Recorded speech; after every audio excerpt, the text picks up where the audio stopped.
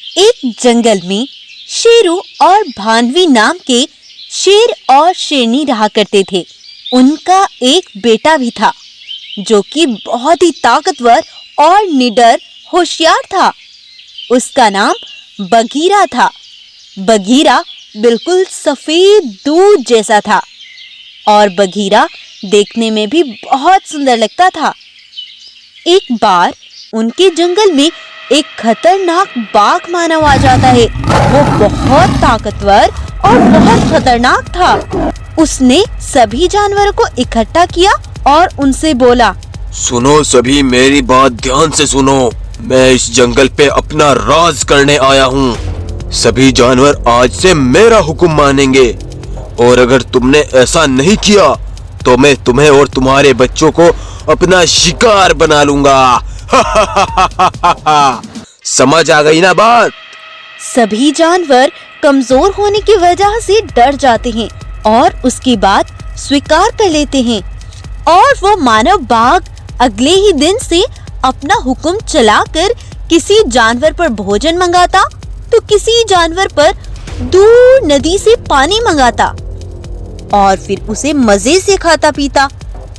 उसने तो 2 ही दिन में जानवरों को बुरी तरह से थका दिया था। सभी जानवर उससे बहुत परेशान आ गए थे। वहीं से बगीरा गुजर रहा था। तभी उसे कुछ जानवर परेशान से खड़े दिखाई दिए।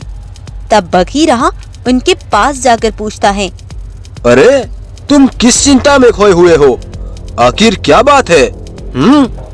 बगीरा, दरअसल बात ऐसी है कि हमारे जंगल में 2-3 दिन पहले एक खतरनाक बाघ मानव घुस आया था।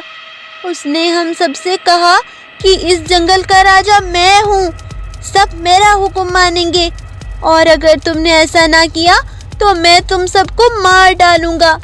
उसने हमें बहुत परेशान कर दिया है बगीरा।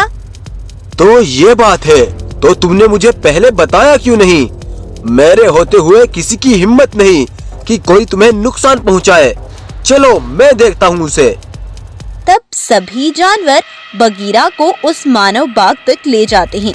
बगीरा को देखकर वो मानव बाघ बोलता है, अरे ये सफेद शेर तो बड़ा ही सुंदर है। आखिर कौन है ये? मैं तुम जैसे लुटेरों का अंत करने के लिए इस धरती पर आया हूँ। मेरे होते हुए तुम किसी पर हुक्म नहीं चला सकते। तुम्हारी इतनी मजाल, तुम मुझसे जुबान चलाओगे। मैं तुम्हें अभी सबक सिखाता हूँ। तब वो मानव बाघ बगीरा पर हमला कर देता है, लेकिन बगीरा भी उससे कम नहीं था। बगीरा उस पर जोरदार हमला करता है और उसे एक ही बार में चित कर देता है। मैंने बोला था कि तुम मेरे होते हुए किसी पर हुक्म नहीं चला सकते। मुझे छोड़ दो, मैं समझ गया। मैं अब इधर कभी वापस नहीं आऊंगा। तब वो वहाँ से अपनी जान बचाकर भाग जाता है। सभी जानवर बगीरा का शुक्रिया अदा करते हैं और उसकी जय जय करते हैं। लेकिन अगले दिन कुछ जानवर जब पानी पीने आते हैं तो देखते हैं कि पानी बिल्कुल सूख चुका था। ये देखकर सभी जानवर हैरान हो जाते हैं और तभी बगीरा के पास जाते हैं और उसे बताते हैं कि पानी के गड्ढे बिल्कुल सूख चुके हैं। ये सुनकर तो बगीरा भी परेशान हो जाता है और तभी वो अपने माता पिता के पास जाकर कहता है, सुनो बाबा, हमारे जंगल के दोनों गड्ढे पानी से सूख चुके हैं।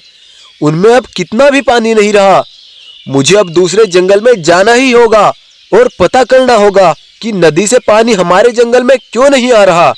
अब तुम मुझे नहीं रोक सकते, मुझे जाकर पता करना ही होगा।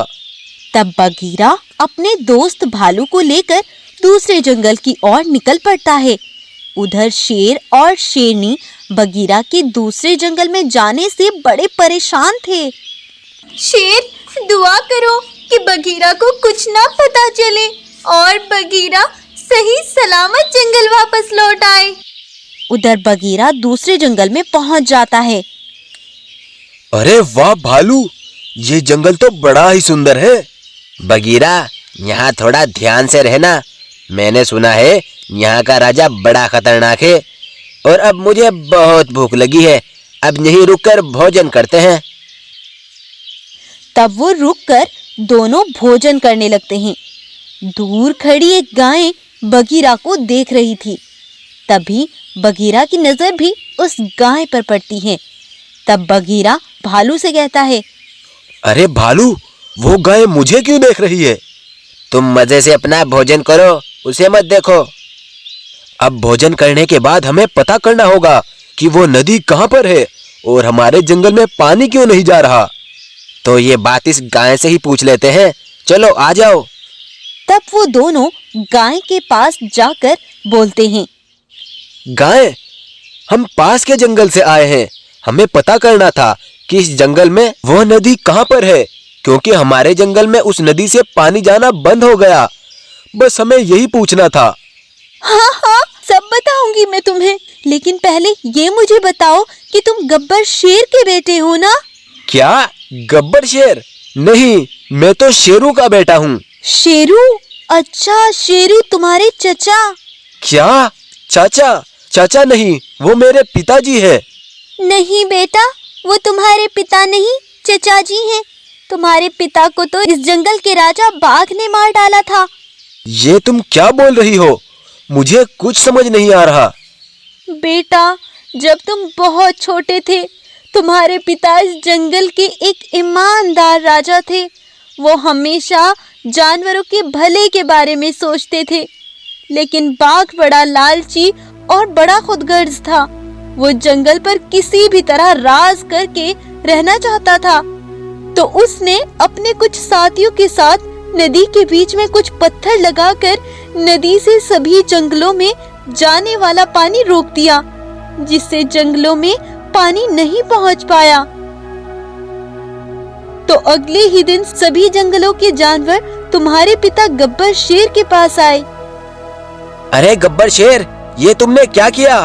तुमने नदी के बीच पत्थर लगाकर हमारे जंगल का पानी क्यों रोक दिया? हाँ गब्बर शेर, ये तुमने बिल्कुल अच्छा नहीं किया। ये तुम क्या बोल रहे हो? मैंने तो ऐसा कुछ नहीं किया। तभी बाघ वहाँ पहुँचकर बोला, सुनो भाइयों, ये गब्बर शेर तुम्हें परेशान करना चाहता है। जरूर ये इसकी कोई चाल होगी।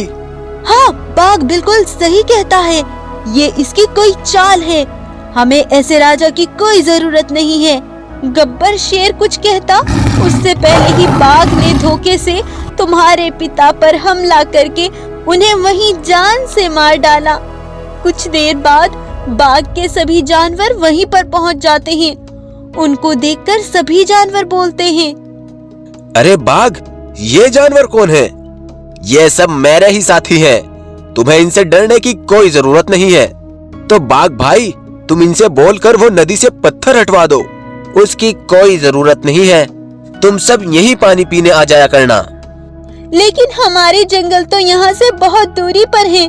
हम यहाँ कैसे रोज पानी पीने आएंगे? इस बात को लेकर हम गब्बर शेर के पास आए थे। ये तो सब मेरी ही एक चाल थी। उस नदी पर मैंने ही वो पत्थर लगवाए थे। अब शेर तो मर गया, तो अब इस जंगल पर मैं राज करूंगा। और अगर तुम्हें पानी पीना है तो यहीं आकर पीना होगा, नहीं तो मेरी तरफ से प्यासे मरो। ये सुनकर सभी जानवर बड़े हैरान हो गए थे। तो ये तुम्हारी एक चाल थी। तुम्हारी वजह से गब्बर शेर भी मारे गए। तुमने ये बिल्कुल अच्छा नहीं किया बाघ। तब सभी जानवर अपने अपने जंगल वापस लौट गए और तुम्हारे चचा शेरू तुम्हें अपने साथ लेकर दूसरे जंगल चले गए। सभी जानवरों के चले जाने के बाद बाघ ने जंगल में रुक जाने वाले जानवरों से ऐसा कहा, सुनो सभी जानवरों, मैं तुम्हें कोई नुकसान नहीं पहुंचाऊंगा, लेकिन दूसरे जंगल से पानी पीने जो भी नदी पर आएगा, मैं उसे अपना शिकार बना लूंगा। इस तरह से जो दूसरे जंगल का जानवर पानी पीने आता तो बाघ उसे अपना शिकार बना लिया करता था। कुछ दिन ऐसा ही चलता रहा। कुछ दिन बाद तुम्हारे चचा ने चुपके से अपनी नदी की ओर कुछ पानी खोल दिया, जिससे तुम्हारे जंगल के कुछ गड्ढों में पानी चला जाता था। लेकिन अब बाघ ने वो भी बंद करवा दिया है। बगीरा, तुम्हारे पिता बिल्कुल तुम्हारे जैसे ही थे, इसीलिए मैंने तुम्हें पहचान लिया था। अच्छा, तो इसी राज की वजह से मेरे चचा और चची मुझे यहाँ आने से रोकते थे। अब मुझे ही उस धोखेबाज बाघ का अंत करना होगा, तभी सभी जानवर सुख से रह सकते हैं। तब गाय बाघ से छुपकर बगीरा को लेकर जंगल में रहने वाले जानवरों के पास ले जाती है और उन्हें बताती है, सुनो भाइयों, ये हमारे पहले गब्बर शेर का बेटा बगीरा है। अरे हाँ, ये क्या बोल ये रहे तो हैं? बिल्कुल अपने हाँ, पिता सच में पर ये हमारे गया है। गब्बर शेर के बेटे ये हैं। क्या बोल रहे हैं? सच में ये हमारे अरे, गब्बर ये शेर गाय का क्या बेटा बोल है। रही है? सुनो दोस्तों, उस बाघ से आसपास के जंगल के सारे जानवर परेशान हैं। उस धोखेबाज ने मेरे पिताजी को भी मार डाला था और अब उस नदी पर जो भी पानी पीने आता है वो बाघ उसे मार डालता है। इसीलिए अब हमें उसका अंत ही करना होगा।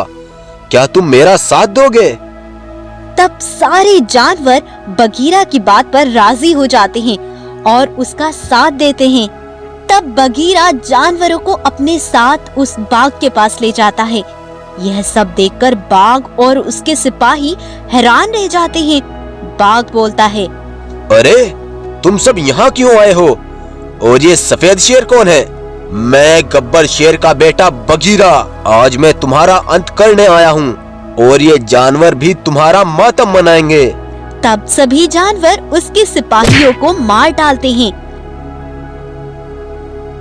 और बगीरा भी गुस्से से बाघ को नोच नोच कर मार डालता है। और इस तरह बगीरा अपने पिता का भी बदला ले लेता है और पानी की समस्या भी खत्म हो जाती है। और इस तरह से बगीरा सारे जानवरों की समस्या का हल निकाल देता है और वहाँ का राजा बनकर सभी जानवरों की और अपने पिता की रक्षा करता है। तो अगर आज की ये स्टोरी आपको अच्छी लगती है तो इसको लाइक जरूर करें, शेयर करें और ऐसी इंटरेस्टिंग यूनिक स्टोरीज देखने के लिए हमारे चैनल को सब्सक्राइब कर लें, बेल आइकन को प्रेस कर लें अमेजिंग लेटेस्ट यूनिक स्टोरीज सबसे पहले पाने के लिए। Thank you.